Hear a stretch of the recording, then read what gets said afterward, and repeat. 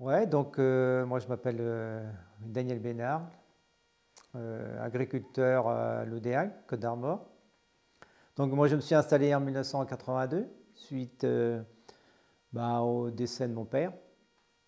Et là je suis en retraite depuis fin 2019. Au départ je n'étais pas voué à rester sur l'exploitation. Enfin, j'ai eu un bac F1 et donc je pouvais aller à Rennes, enfin faire un UT. J'étais accepté avec une bourse, même une très bonne bourse pour faire mes études, quoi. Donc mes parents n'avaient rien à payer, au contraire. Et donc suite au décès de mon père, donc les frères, tout le monde a dit il faudrait que quelqu'un reste à la ferme, quoi. On ne va pas laisser maman toute seule. Je suis resté. Enfin, j'ai pris goût, hein. Enfin, j'ai toujours eu goût à la ferme. La terre m'a jamais rechigné. J'ai toujours aimé la terre, mais bon, et donc, je suis resté. Je suis resté. Et puis après, donc, je me suis marié. Et donc, on a eu 2 enfants. Et donc, on a progressé tout doucement. On avait 40 hectares, quoi, 40 hectares, une trentaine de vaches. Après, on a fait un bâtiment neuf et on a repris un peu de foncier. Et là, on a augmenté un petit peu en production. Et puis, on a fini notre carrière comme ça, jusqu'à fin 2019. Et en fin 2019, donc on a revendu une partie des bâtiments, cheptel, matériel. Et puis, donc ça s'est terminé comme ça, puisque on avait 2 enfants et il n'y a pas un des enfants qui a voulu reprendre. Enfin, ils nous ont jamais promis de reprendre non plus. On avait un fils et une fille. Le fils ne voulait pas, n'a jamais été mordu de la ferme. Et donc ça, on a retransmis à quelqu'un d'autre. Voilà.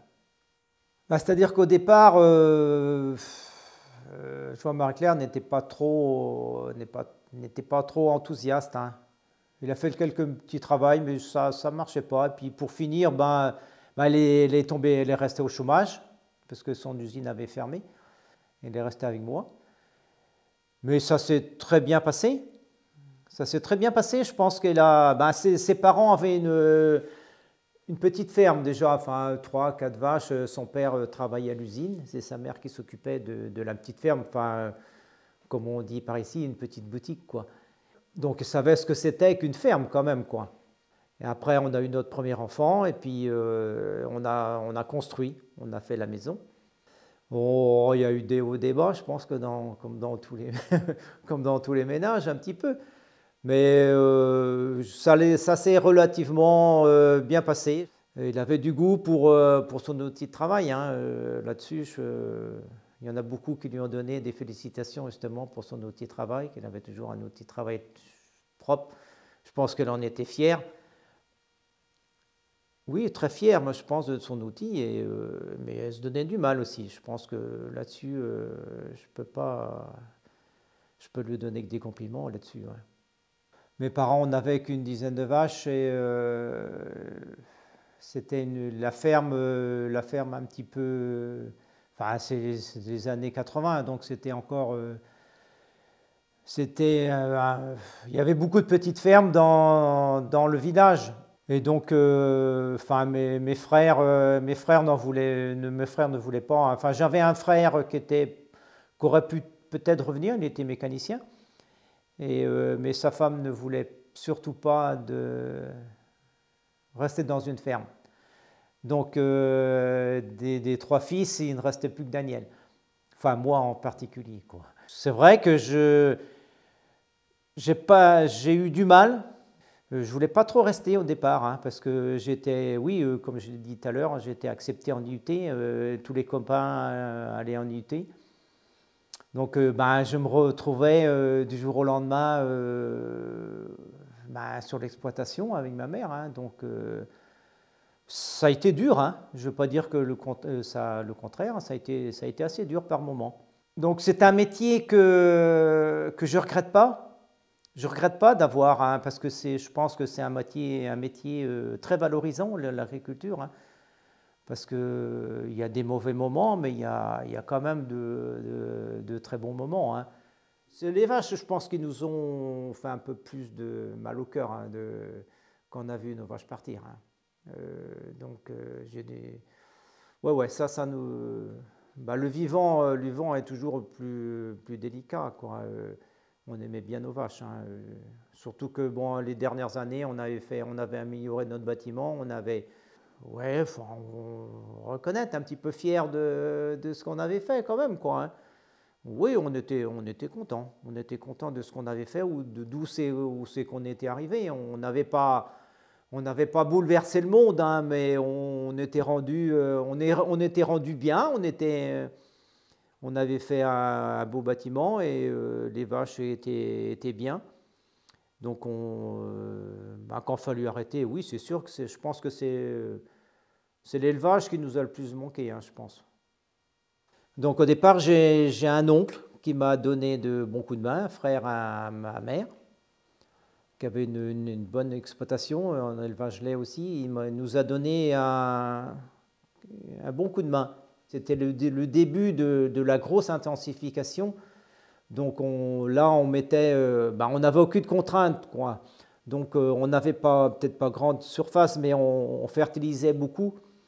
Et on avait de très bons rendements, quoi. Et bon, après, on a commencé, après les années, un petit peu avant les années 2000, on a commencé à voir, ben oui, les problèmes environnementaux. Au départ, c'était pas trop rigoureux, ça a été, quoi, mais après, ça a été de plus en plus contraignant. Il faut l'admettre, quoi. Tous les matins, quand je me levais, je n'ai jamais pu prendre un petit déjeuner ou un fond de bol de café avec un petit bout de pain. Je ne pouvais manger je ne pouvais manger qu'à 9 heures, après la traite. Une fois que j'avais vu tous mes animaux, que j'avais passé partout, que je voyais que tout le monde allait bien, là, ça allait bien. Mais c'était, je vois pour les animaux, mais pour les cultures, c'était pareil. Il fallait que les pulvérisations, bon, ça ne s'improvise pas, hein. Une pulvérisation, ça ne se fait pas sous le soleil, ça ne se fait pas avec du vent, ça ne se fait pas avec beaucoup de température. Donc il fallait être de bonne heure le matin. Et donc là, c'était mon épouse qui faisait la traite. Je ne restais pas à la traite le matin, qu'il y avait des pulvérisations. Et donc, quand la pulvérisation était finie, ça y est, ça allait mieux, quoi. Le pulvérisateur était rangé, nettoyé, rangé. Je commençais à respirer pour ma journée, hein, parce que la pulvérisation, je ne sais pas, enfin, moi ça m'a toujours fait, j'ai toujours eu peur avec ça un petit peu. Plus ça avançait dans notre carrière, donc les normes étaient de plus en plus drastiques, quoi. Donc on n'avait pas le droit de se tromper sur les doses. Donc on avait baissé nos doses déjà assez fort, même plus bas que les doses préconisées. Ce qui m'a soulagé le plus quand j'ai arrêté, je pense que c'était ce sacré pulvérisateur là, qui me tracassait beaucoup. Parce que j'avais toujours peur de mettre trop ou pas assez. Et donc j'ai vu me lever à 4 heures du matin, à 4 heures du matin pour aller pulvériser. Parce que normalement il ne devait pas avoir de vent ce matin-là. Parce que on pulvérise, il ne faut pas de vent. Et malheureusement à 4 heures du matin il faisait du vent. Alors on retournait un petit peu se coucher, quoi, parce qu'on ne pouvait pas y aller. Pour finir, moi j'en avais marre un petit peu. J'avais toujours peur de rater une culture, surtout on se disait, il arrive en retraite et puis, je ne sais pas, il a mal travaillé cette année, il ne sait plus travailler. J'avais peur de mal faire, c'est vrai, peur de mal faire, peur de ne pas réussir. Il y aurait eu le travail à faire, je pense que ouais, 70 ans de travailler, ce n'est pas ça le travail qui fait peur. C'est plus ouais, les contraintes administratives, je pense, qui sont pesantes. Là, aujourd'hui, on est en pleine, j'ai pu trouver le mot, en pleine manifestation agricole. Au jour d'aujourd'hui, ça tombe comme ça. Mais enfin, je soutiens les agriculteurs, je ne vais pas dire que je ne les soutiens pas, mais on a dérivé un petit peu. C'est plus de l'agriculture, je ne sais pas, les gens n'ont jamais assez, on ne peut pas se raisonner. Je sais bien qu'il y a plus de gens à s'installer, c'est peut-être là le problème aussi. Il y en a beaucoup comme ça, il y en a trop de fermes qui s'en vont, quoi. Donc c'est des fermes qui se... Maintenant, c'est plus que de l'agrandissement, il n'y a plus beaucoup d'installations, quoi. Je ne sais pas si ça continuera longtemps comme ça, mais justement, je reviens à mon voisin, là, bah, il y a des moments, oui, oui, bah, il ne voit personne, hein, ces gens-là ne voient plus personne. Bon, bah, il n'a qu'à venir, quelquefois il vient nous voir, bah, il va rester discuter 1 heure parce qu'il n'a pas vu personne de sa semaine, hein. Ils n'ont plus le temps de vivre, quoi. Pour moi, ils n'ont plus le temps de vivre, hein. C'est plus une vie, c'est plus une vie professionnelle, c'est une vie, c'est travailler, c'est le travail, hein, c'est plus que le travail. L'agriculture a beaucoup changé, quoi. C'est plus la même chose, c'est plus de l'agriculture familiale. Nous, on était une agriculture familiale, quoi. On était un couple avec une petite ferme, mais on a gagné notre vie, hein. Je pense que ça a évolué trop vite. Maintenant, bah oui, ceux qui ont repris notre ferme, une partie, on a un jeune, enfin un jeune, il n'est pas tout jeune, il a repris une partie de notre ferme, donc il est tout seul. Sa conjointe ne travaille pas sur l'exploitation, il est tout seul, donc il fait pratiquement le double de nous en lait, et tout seul. Tout seul, donc il y a des moments, je pense, il travaille toutes les nuits, il y a des moments, il fait ses semis la nuit, il a un robot, mais c'est plus du tout la même vie. Je pense que, je sais pas quelle vie. Je les envie pas, hein. Bon, ils font de l'argent, je pense qu'ils font de l'argent, mais c'est plus pareil. C'est plus le. Déjà, entre nos parents, nos parents et nous, on a eu je pense, une assez forte évolution aussi, mais et après nous, là, je pense que, enfin, je vais pas dire que c'est trop, mais moi, c'est presque trop. C'est pas, je me suis jamais plaint, moi, j'ai jamais été trop un plaignant sur les prix, sur les machins, sur du manque. Enfin, nous, on n'a jamais été habitués, enfin, on n'a jamais pris de vacances, je vais dire. Je ne l'ai pas dit, mais on n'a jamais pris de vacances, on n'est jamais parti. Donc l'argent, on voulait vivre quand même, faire de l'argent et instruire nos enfants. Notre fils a été à l'école de commerce, il a fait un UT, un BTS, et puis il dit, oh papa, j'aimerais bien aller en école de commerce. Oh mais je sais bien, je n'irai pas, c'est trop cher. Et puis en fin d'année, il dit, ah papa, maman, j'aimerais bien aller en école de commerce, hein. Oh bon, ouais, mais c'est cher, hein. Et puis on voyait bien qu'il voulait y aller. On savait bien que ça lui aurait fait plaisir d'aller à l'école de commerce. Mais je ferai un emprunt, j'emprunterai. Et oui, bon, on verra ça. Puis bon, il a passé des concours, et puis bon, il a été en école de commerce à Bordeaux. Mais on lui a payé ses études, hein, on ne voulait pas qu'il emprunte, on préférait se saigner un petit peu. Et puis, mais je pense qu'il nous a toujours été reconnaissant aussi, hein, là-dessus. Il a été jeune comme tous les jeunes, hein. On sait bien que c'est pas un saint, ça n'a pas été un saint non plus, mais ouais, je pense qu'il a toujours été reconnaissant. Je n'ai rien contre le bio, au contraire, hein. Au contraire, je n'ai rien contre le bio, mais non, question personnelle, ça nous est jamais venu à l'idée de faire du bio. Je pense qu'il faut une agriculture raisonnée, mais raisonnable, mais pas. Je pense que le bio, 100% bio, je pense pas que ça pourrait marcher.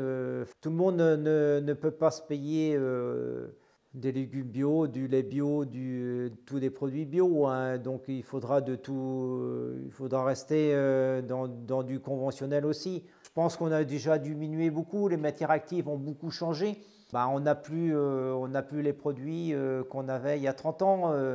Enfin, ils sont peut-être pas meilleurs, hein. Dans 10 ans, on nous dira, il y a 10 ans, on vous a donné du produit, qu'on retrouve dans l'eau, c'est possible, hein, c'est sûrement possible. Est-ce qu'on pourra nourrir tout le monde sur une agriculture bio?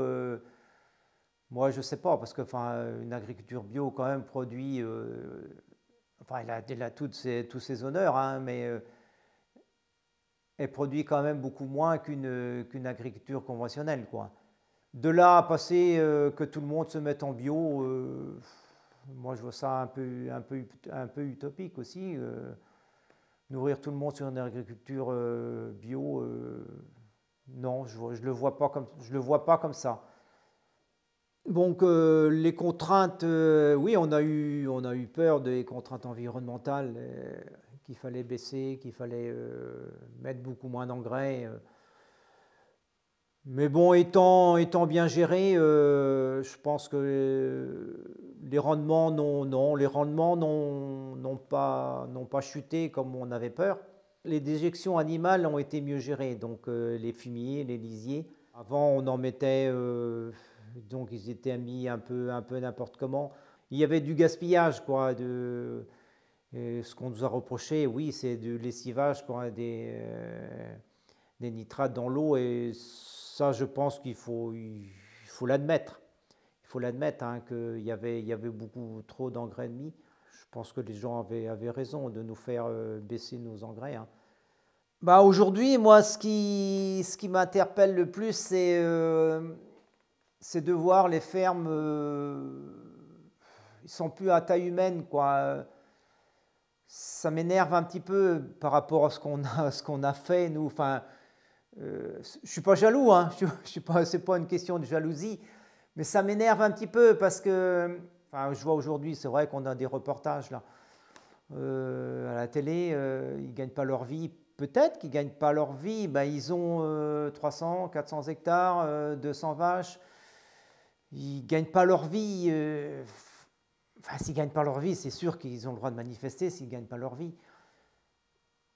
Ben ouais, mais ils ne gagnent pas leur vie parce qu'il faut rembourser les emprunts. Mais nous aussi, on a toujours été comme ça. On a toujours emprunté. Il fallait emprunter. On disait, ça y est, c'est le dernier emprunt.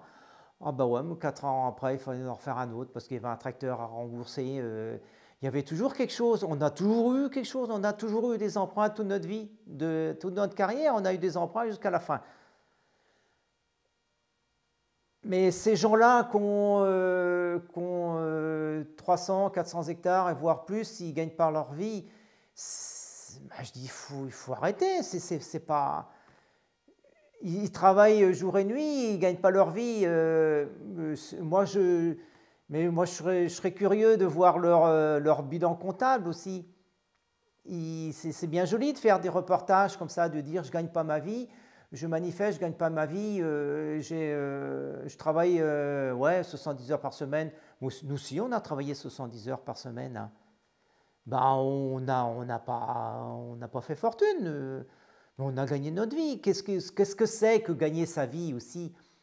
Mais ils vont arrêter, ces gens-là vont arrêter quand ils vont arriver, mettons, à la retraite, s'ils trouvent un repreneur, parce que ces fermes-là, qui c'est qui les reprendra? C'est une autre question, hein, de reprendre une ferme qui a aujourd'hui 1000 hectares, 500 hectares. Qui c'est qui reprendra ces fermes-là? Mais c'est des fermes. Nous, quand on a arrêté, c'est quand on a arrêté qu'on a eu un peu d'argent. C'est parce qu'on a vendu, on n'a pas vendu notre foncier, on a vendu une partie de nos bâtiments, le matériel, puis cheptel. On a récupéré un peu d'argent. C'est aujourd'hui avant, on n'avait pas d'argent, c'est aujourd'hui qu'on a un petit peu d'argent. Mais ces gens-là, ils ne gagnent pas d'argent, mais ils ont quoi? Ils ont 4, 5 millions d'euros entre le matériel et de capital, je veux dire. Parce qu'ils remboursent un emprunt. Ils remboursent un emprunt tous les jours, oui, tous les jours, tous les mois. Mais ils capitalisent. Je ne voudrais pas que j'ai l'impression de me tourner contre les agriculteurs. C'est pas du tout ça que je voudrais qu'on comprenne de moi. Ça m'énerve un petit peu, oui, c'est ça qui m'énerve le plus, parce que ils ont de l'argent, c'est des gens qui ont beaucoup d'argent et ils sont en train de se plaindre. Ça, je peux pas. Je peux pas entendre ça parce que ils se tirent peut-être pas un salaire, un gros salaire peut-être, je ne sais pas. Moi, le bilan, ils ont des bilans sûrement, des très bons bilans. Ils augmentent tous les ans, ils augmentent de capital. C'est des gens, je vois, j'ai des voisins, moi, je ne sais pas s'ils se plaignent, mais il ne faut pas leur dire que le cochon est bien payé, parce que aussitôt ça s'énerve un petit peu, mais c'est des gens qui arrivent peut-être à 10 millions, 10 millions, 15 millions d'euros de capital, qui produit avec le cheptel, la terre, le matériel. C'est des gens qui ne savent pas l'argent qu'ils ont. Mais maintenant, aujourd'hui, entre agriculteurs, il n'y a plus aucun sentiment, hein. Je pense que s'il y en a un qui peut bouffer l'autre, il le bouffera, hein. Mais ils n'en ont jamais assez. C'est ça, je ne comprends pas pour comment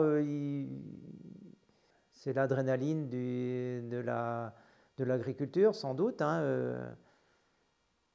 C'est le point négatif qui me reste.